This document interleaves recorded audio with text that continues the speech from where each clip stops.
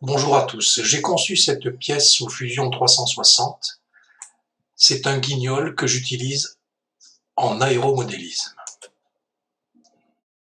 Un guignol est une pièce permettant d'actionner une gouverne par l'intermédiaire d'un servomoteur pour pouvoir faire voler un avion. Le guignol va permettre de donner un débattement à cette gouverne. Ce débattement sera d'autant plus important que la commande du servomoteur est placée sur un bras de levier important.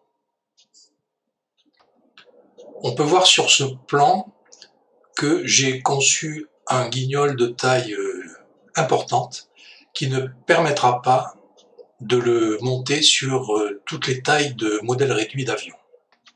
C'est pour cette raison que j'ai conçu cette pièce en 3 corps distincts afin de pouvoir modifier l'échelle indépendamment. La partie verticale,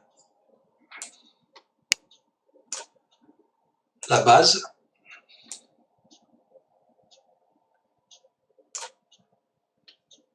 et la contreplaque. Supposons que je veuille imprimer une pièce 2 fois plus petite que ce modèle. Je vais donc réduire l'échelle de moitié. Je sélectionne la base et la contreplaque. Et dans Modifier, je prends l'option Échelle. De façon uniforme, je la réduis de moitié, donc je mets 0,5.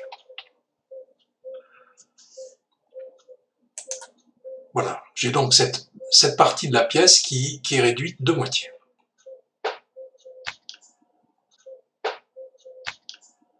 Passons maintenant à la partie verticale, que je souhaite également réduire de moitié. Cependant, l'épaisseur de cette face de 3 mm, je souhaite la conserver pour des raisons de solidité. Car si je réduisais totalement et de façon uniforme l'échelle de moitié, cette partie ne ferait plus que 1,5 mm, ce qui pourrait nuire à la rigidité et à la solidité de la pièce.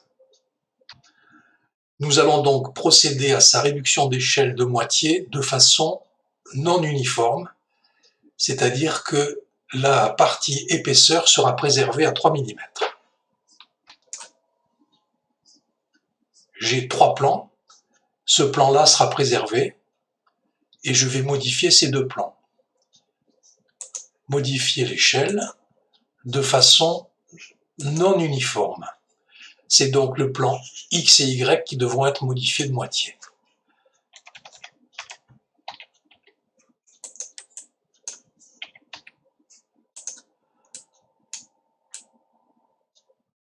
Voilà, j'ai donc modifié de moitié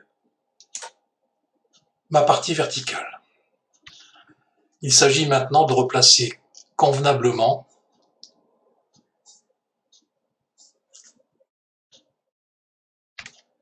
les pièces ainsi modifiées.